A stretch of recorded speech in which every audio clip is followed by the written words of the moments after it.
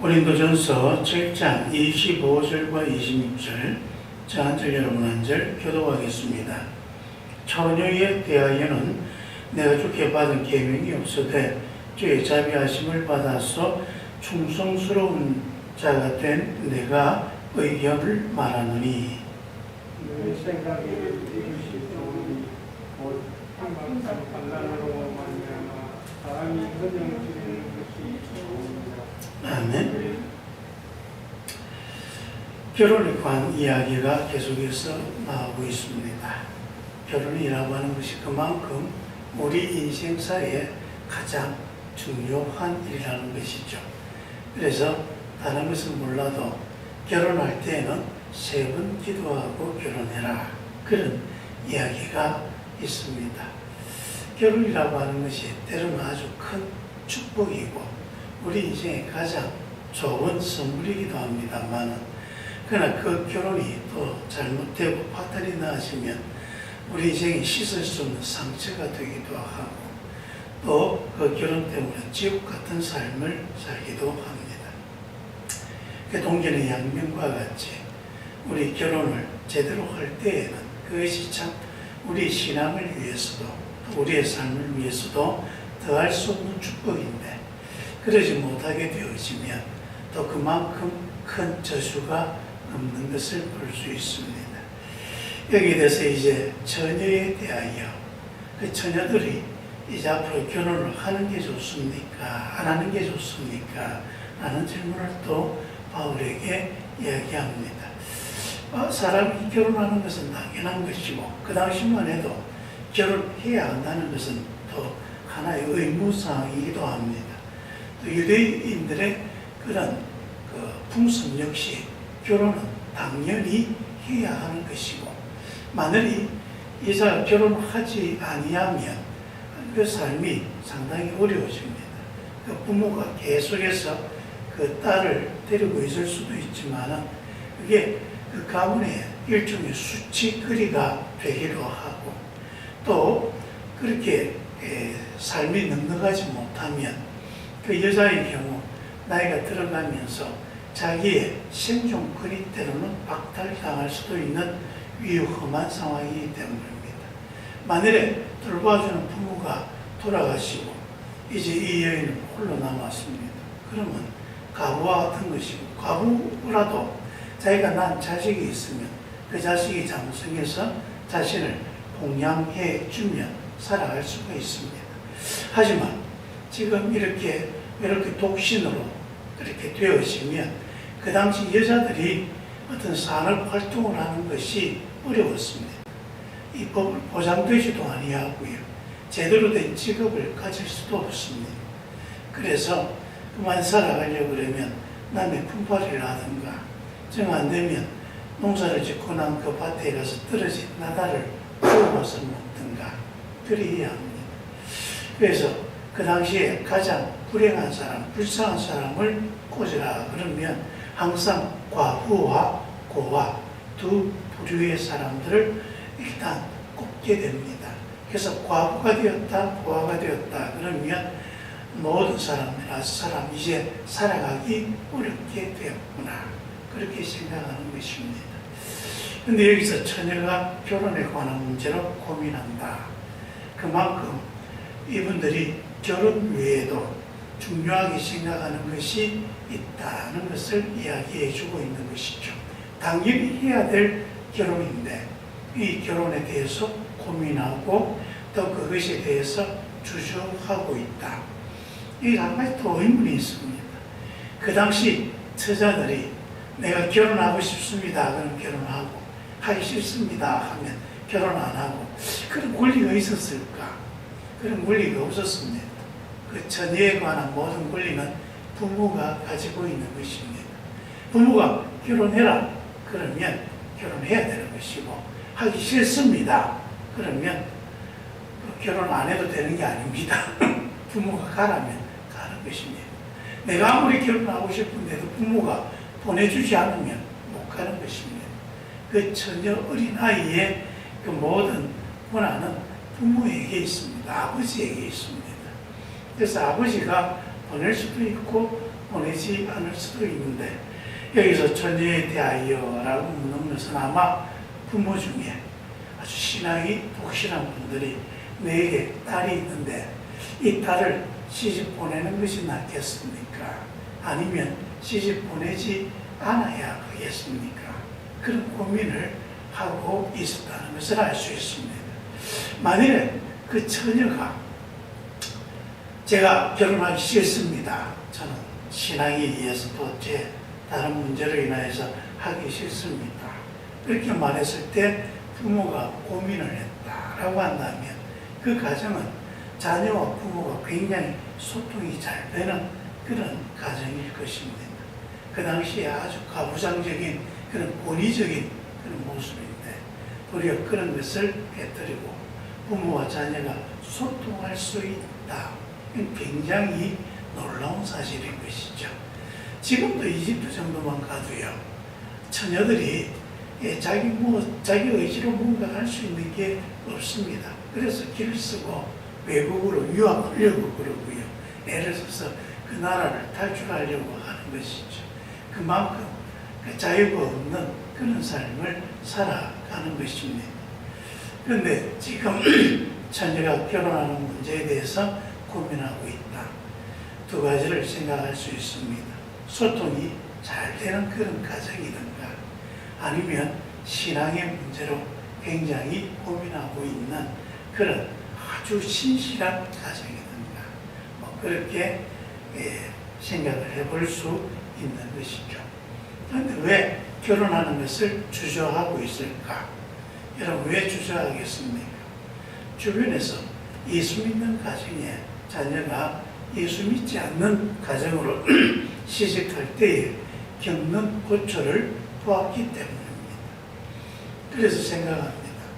내 딸을 저렇게 시집 보내고 나면 까딱 잘못하면 예수 믿는다는 게 들통이 나서 그 때문에 엄청난 생명의 위협까지도 받게 될 것인데 내가 그렇게 해야 될 이유가 있을까? 그런 고민을 하는 것이죠. 실제 교회 내에서도 그런 가정을 많이 보게 되지 않겠습니까? 그러니까 그것을 본 부모들이 고민하는 것이죠. 보내는 것이 나을까? 보내지 않는 것이 좋을까? 거기에 대해서 바울이 답변을 합니다. 임박한 환난에 대하여 그대로 지내는 것이 좋으니라.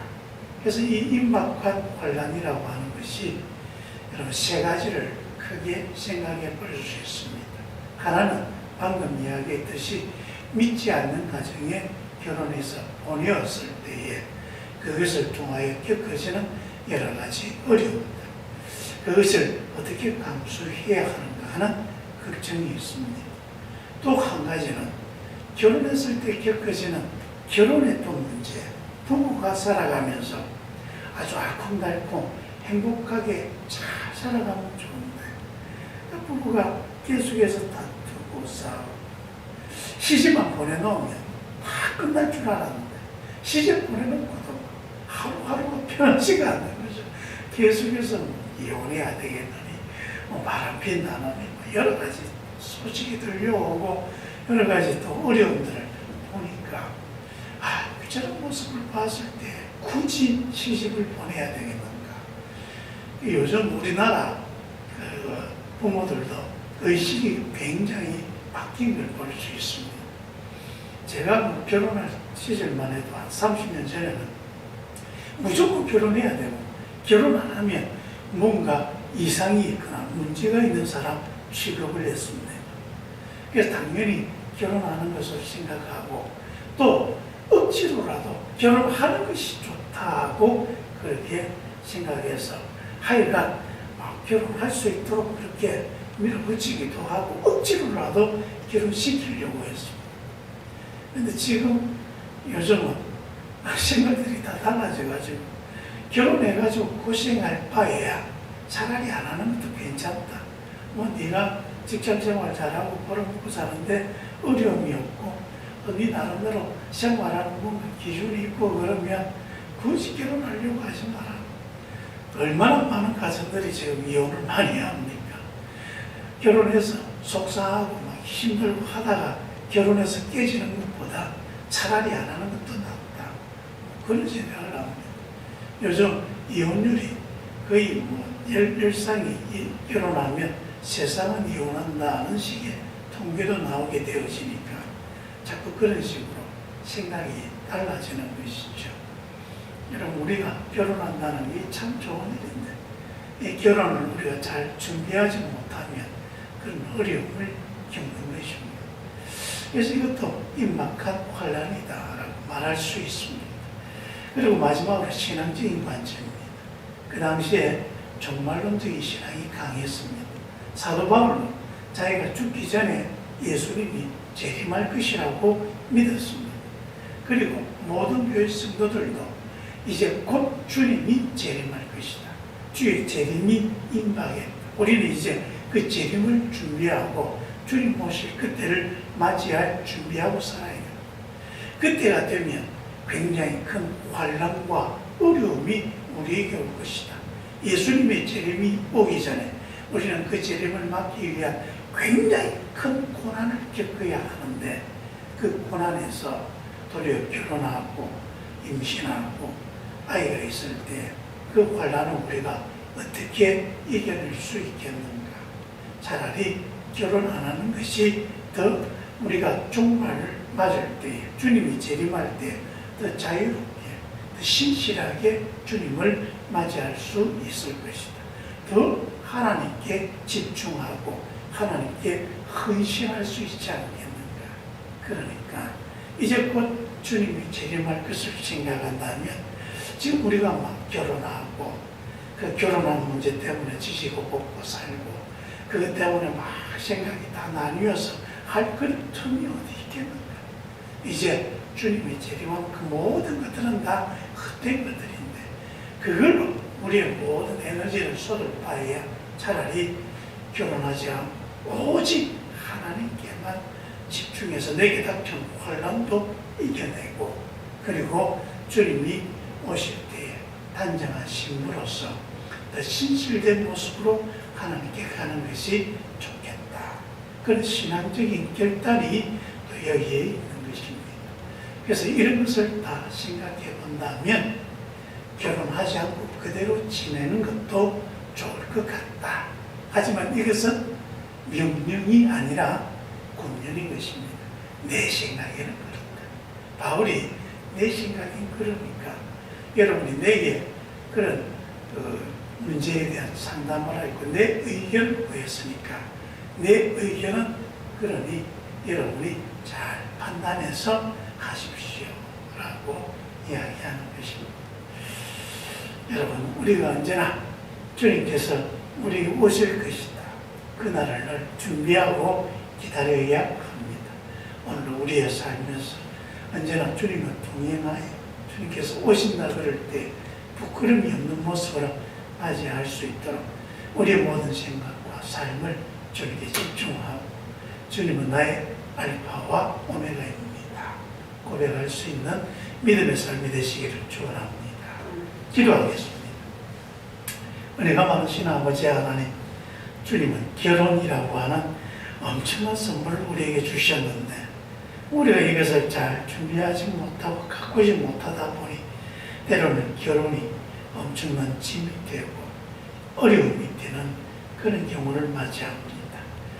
지금 결혼에 있는 모든 가정에 주께서 복을 주시어서 인생을 더욱 행복하게 하고 하나님 주신 복을 정말 기쁨으로 누릴 수 있는 은혜와 은총을 더하여 주옵소서.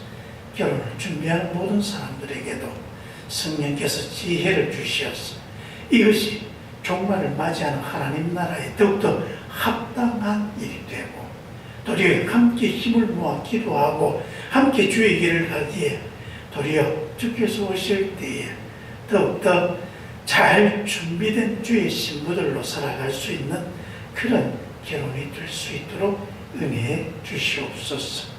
예수님 이름으로 기도합니다.